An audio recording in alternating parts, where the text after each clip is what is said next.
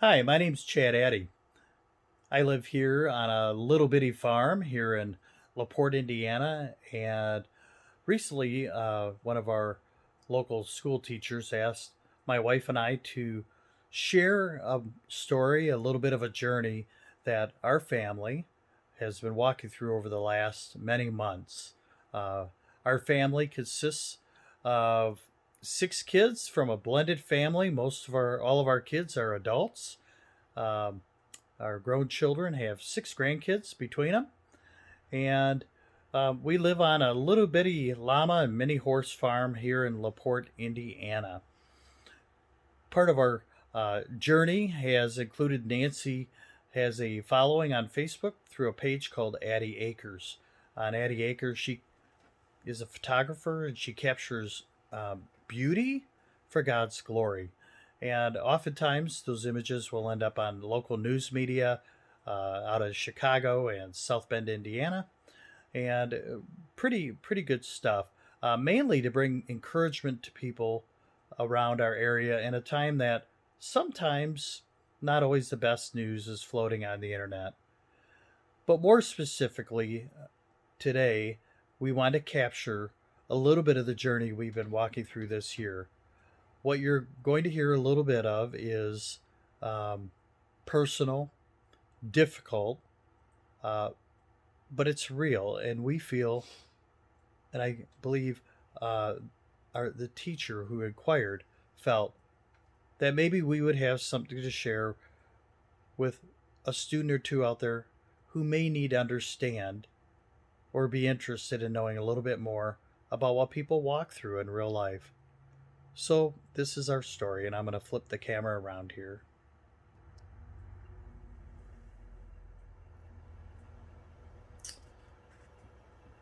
This is my wife, Nancy. Hi, I'm Nancy Addy, and I'm going to share a little bit of my story, our story, that we've been walking through for the last 8 months here. So, it began on February 15th on 2020. Um, it started with a knock on the door around 9 a.m., and Chad opened up the door to um, the coroner and a young sheriff standing at our door. As soon as those two gentlemen walked into our house, our whole lives completely changed. We were told that our son, Kyle, who just turned 28 a week before, passed away from a drug overdose. He died from fentanyl.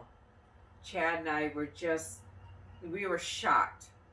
We had absolutely no idea that Kyle was even dabbling in fentanyl, in those kind of drugs. We knew he smoked pot a little bit. We knew he drank. Kyle was my wild child. So we knew that Kyle was just, he was just our wild child. But we just did not know that Kyle was even dabbling. So on February 15th, 2020, our whole lives were just turned upside down. And I'm going to share a little bit about Kyle and what we've been experiencing the last 8 months. Kyle, Kyle was my surprise baby. I was 31 years old when I found out I was pregnant after being told for the last 9 years that I could not get pregnant. So Kyle was my surprise baby. He was my gosh, how do I describe Kyle? Kyle was my little ball of energy. I remember when Kyle was born that night. It was a really cold February night. He was born February 8th, 1992. And after everybody had left, I held that baby right here. And I just sat with him in that hospital room, just holding him. I was praying over him. I was thinking about his future. I was thinking about how I was going to protect him. And I watched the sun come up. that morning. It was just me and Kyle, because I just knew how fast life was going to pass me by with this little boy. So Kyle, my little bundle of energy, he was my shadow. He was always with me, just always with me. Everywhere I went, Kyle went. Even watching movies, watching TV up until about the age of 8, 9 years old, Kyle had to be sitting on my lap. He just had to be with me all the time. And Kyle was diagnosed with ADD, and he was on borderline autism. So he had a little bit of problem in school. The other kids didn't receive him very well because he was so different. So I spent my whole life protecting Kyle. I did. Everything I did was just making sure this kid was safe and happy and not bullied. And I was always the mama bear when it came to Kyle. Always protecting this kid. And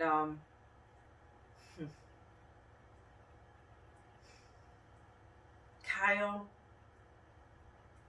always wanted to be a police officer. That was his dream. And high school was really hard on Kyle, so he had to. He dropped out of high school and he went straight into National Guard.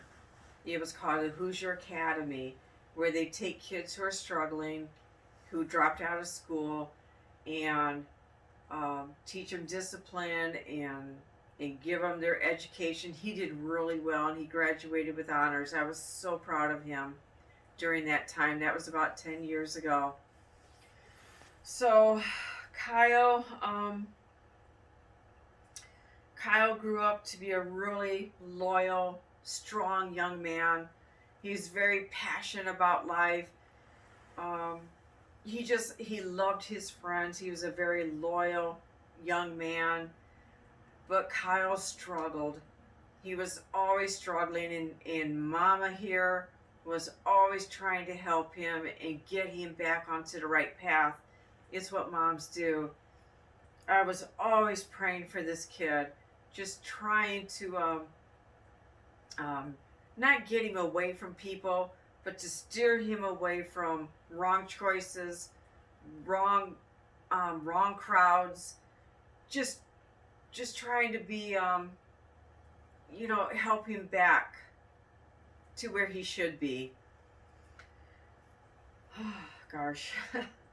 So, on February 15th, 2020, with that knock on our door, our whole lives just completely changed. And I can't tell you the pain that comes with that. Not only the pain of losing a child, but the pain of losing a child to drugs. Because you just automatically, people start judging you. People start judging your kid. It's just, oh, gosh, they think they're so wonderful and they have this kid who died of a drug overdose. Or, and then I felt like I am protecting Kyle all over again. This time I'm protecting him from, after he died, from people judging him. I didn't want people judging my son, or judging us as parents, because we tried really hard with Kyle. Kyle, in the last couple of months of his life, even though he was struggling, Kyle was making a turnaround. Kyle was working full time. He was seeking the Lord again. He seemed to be a little bit more peace after a breakup in December. He had a really bad breakup. We didn't understand what happened. We really liked this girl. We were trying to help her. We were trying to help her get back on her feet, help her be safe. And so Kyle was getting past all that. And working and trying to take care of his son Leo, and gosh, I don't know where I'm going with this. Yeah, I, it's been a tough time with it's been a tough time as we've been walking through uh, because there are no words that are adequate when you've lost a child,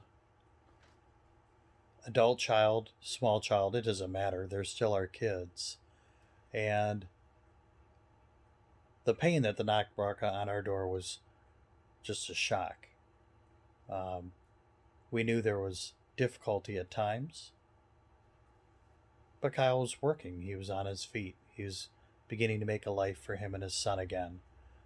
And we don't see Kyle as a 28-year-old kid who had his struggles. We always will see him as that little guy with hope and a future and a life. So we're still pretty fresh on where we're at. It's easy in one respect recite recite, yeah, this is what happened. He was an adult. He made a choice. There's so many young um, people who may be watching this, may be thinking, well, yeah, he made a choice. Um, he made the wrong choice. He was on the other end of the stick of it. Um, that's on him. But the reality is, it could be on any of us at any given moment. We've all made choices where we've uh, wish we could pull him back. In this case, for Kyle, he's not able to pull it back. And for us as parents, and for his son Leo, and for his siblings, all of our other kids, we will live with that choice in that moment one evening on February 15th this year um, for the rest of our lives. I'm going to turn it back to Nancy, who's going to just share a little bit. She's been writing to Kyle nearly every day. She goes nearly every day to his um, graveside. And we've been walking through a journey, a process of how to reconcile the loss of a little guy. Yes, 28-year-old adult. He's still our little guy. So I'm going to have Nancy share just a little bit more, and maybe she could share about. Um, she writes to Kyle daily.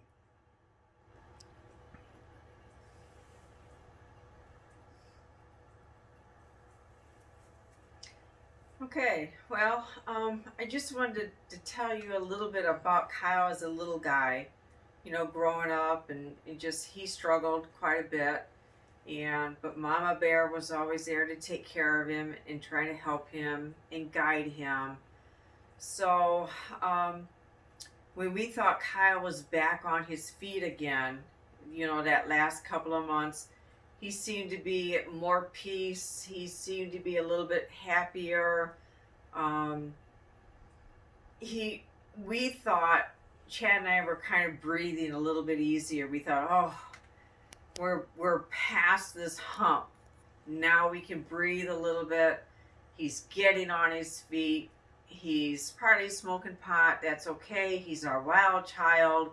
We love him no matter what he does. He's our baby. And I'm going to love this kid no matter what he did or what he does, what he did. He's my baby. He's my baby. This is what I see when I sit on at his grave. I see this, my baby. So Chad and I were kind of breathing a little easier. We thought we turned a corner.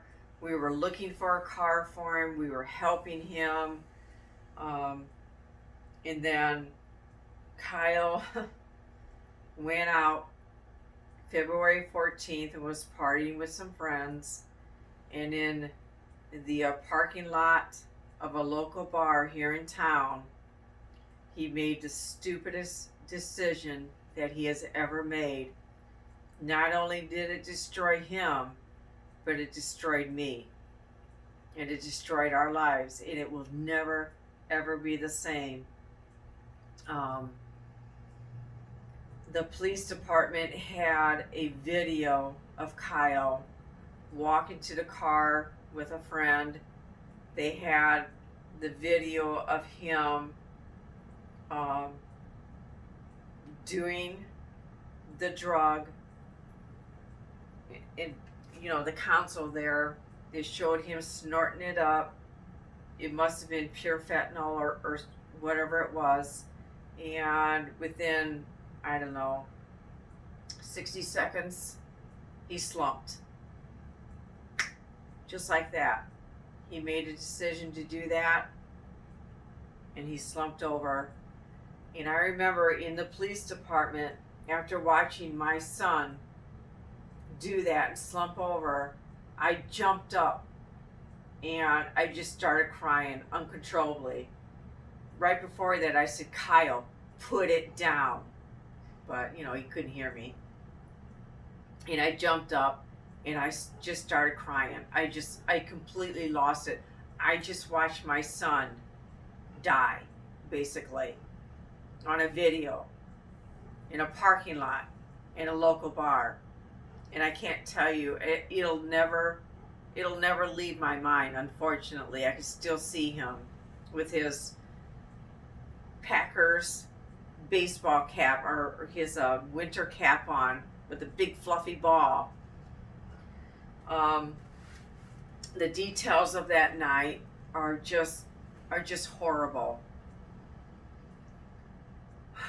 Instead of being drove to the hospital, Kyle, the friend that he was with, pushed his body out of the driver's seat and into the passenger seat and took him to their house, where another person came out and dragged his body through the snow and into the house, and he laid there on the floor.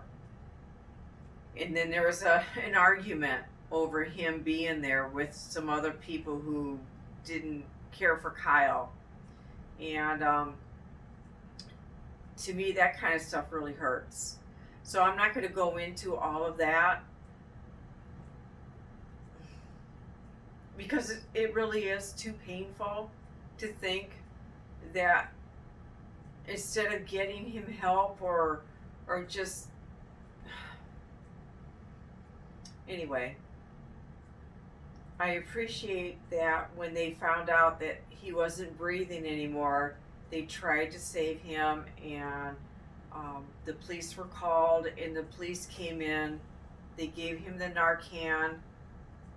They started the CPR on him, and I can't tell you how much I appreciate how many people tried to save my son's life. The fire department came. They tried. The EMS people came in. Another shot of Narcan. But by that time, he was already gone. But so many people came together and tried to save his life. And I will never forget how many people went above and beyond to save my son's life. One of the things I'm going to write about at some point, I hope and I pray that people who are overdosing, that the people who come to help them don't just see a body laying there. They're going to see a little boy there. They're going to see somebody's child, somebody's daddy, somebody's mother, somebody's loved one.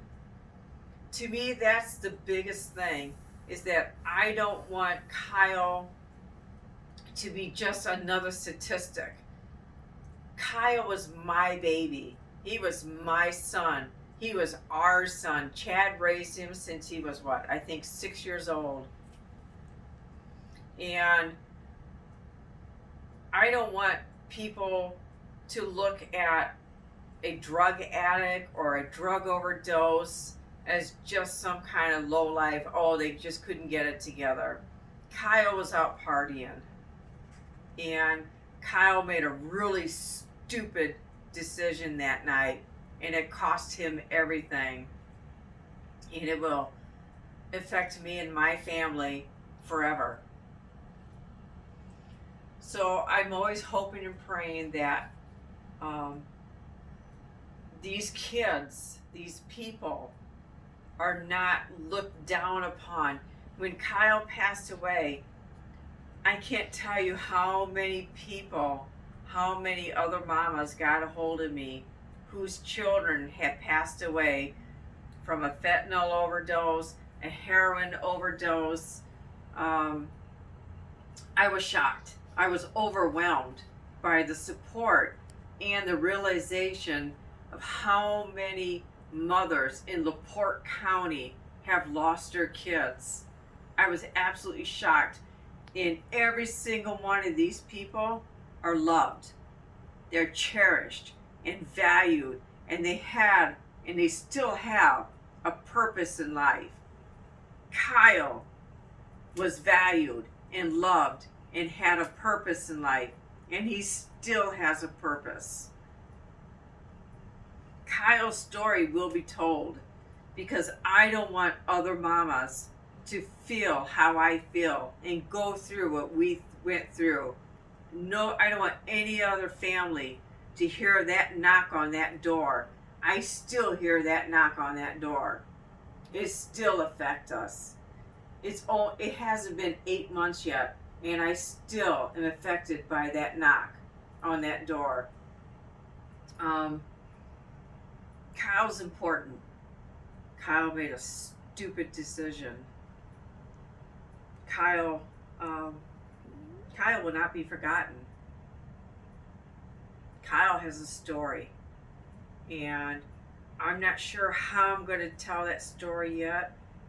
This is our first attempt. He is loved, and I love my babies. And I just want to tell you that as a mama, I go out to his grave every day. If I can't, it's every other day. I am out there at least 6 days a week, and I sit with my son. And I look at his picture that's on, actually, it's this picture. This picture is on his gravestone. This is what I look at every day when I'm out there. Who's the little person with him? And this is Leo. This is Kyle's son, his little mini me. Leo's now 2.5. I think Leo's already about a year and a half, 18 months, 19 months. And ironically, I took this picture of Kyle, right here. He was where I'm sitting right now on Mother's Day. I took this picture of him and Leo on Mother's Day, right here in this spot. But I go out there and I talk to my son. I pray. I worship God. Because God is the only thing right now, ever, that is getting me through this. If I didn't have him in my life, I probably would not be here. He has been my strength. That first week after Kyle died, I had so many people praying for us and so much support from LaPorte, from the community of LaPorte County. It was overwhelming. It really was. And I had that peace of God that was with me that whole time. It's the only thing that got me through. Anyway, I talk to Kyle every day. I talk to God every day at his grave. And I text Kyle almost every day. I text him about how I'm feeling. Sometimes I'm mad at him. Sometimes I just tell him I miss him. Other times I just tell him how I'm feeling. Anyway, I picked out a text that I had text Kyle, and I'm just going to read it real quick. But this is type of stuff that, I text to my son every day. It says, "Hi, honey. I'm sitting at your grave feeling like the weather outside. Cold, rainy, gray, brown, and lifeless. I absolutely hate that you're under all that dirt and it's raining on you. On this cold, damp day, I want you to be 4 years old again, sitting on my lap as we watch Barney for the 10th time in a row as you snuggle your green blankie under your chin, with you looking up at me between episodes and say, 'I love you, Mama.' I would pull you closer to me, close my eyes, bury my nose in your wispy blonde hair, taking a deep smell of your innocent sweetness. I would pour all my mama love into you, but instead, I'm sitting in my Jeep, listening to worship music, crying as I look at your grave. I'm asking God to give me the peace that is hiding from me today, Kyle. I guess I gotta get these tears out of the way first." That's how I feel. So when I go and I sit with my son, who made a stupid decision on February 15th, 2020, to snort fentanyl and die in a parking lot at a local bar, this is what I do. I sit with my son and I write. I write to him. I text him. I think about him. And I sit there and I pray and I worship. And I just sit there with God. Me and God. Sitting in my Jeep. Most of the time I'm standing at the foot of his grave. And I know a lot of cars drive by and they'll probably see this crazy lady just standing out there day after day. But I have to be with Kyle. I have to talk to God. I have to pray, or I'm not going to make it. So that's what your mama's going to go through, guys. If you make a really stupid decision, that's what your parents are going to look forward to. They're going to stand at your grave and they're going to look at your picture. They're going to look at your picture on sitting up engraved in a tombstone, reading your name over and over. There are times when I stand at Kyle's grave and I read his name and I'm like, I can't believe I am reading my son's name on a gravestone. Sometimes it just doesn't register with me at all. So Kyle has a story to tell. I'm still trying to figure things out. I just know that our family will never be the same. We are forever changed. We are forever broken in a way that will never mend. I know as time goes on, I have more peace about it. I don't cry as much.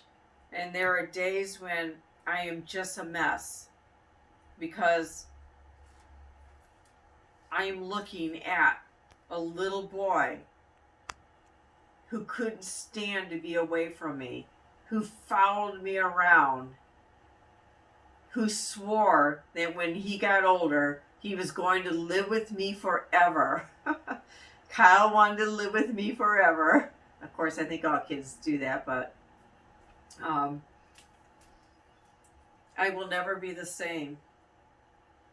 My family will never be the same.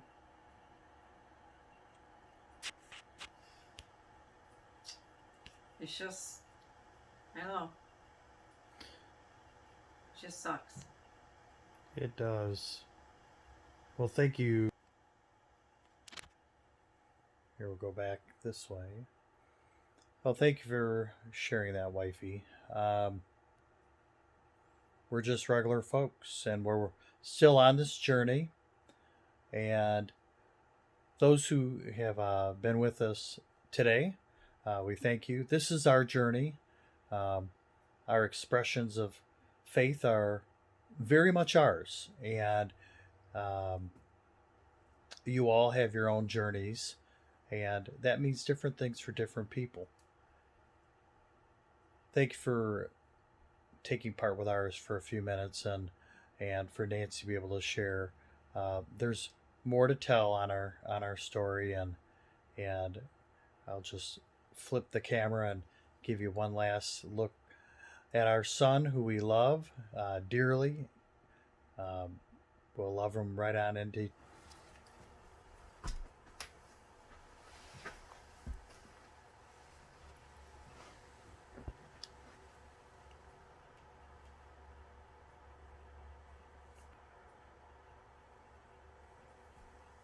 We're going to just play right at the end here a moment so you can kind of get a fuller picture of who Kyle is.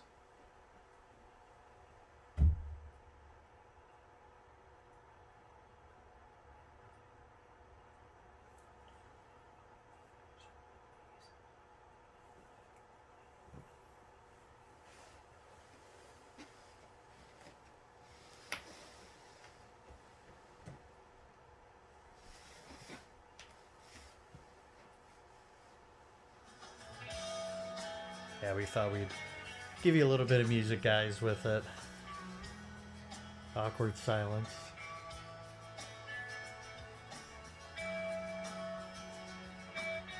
And this is what I see when I'm at Kyle's grave.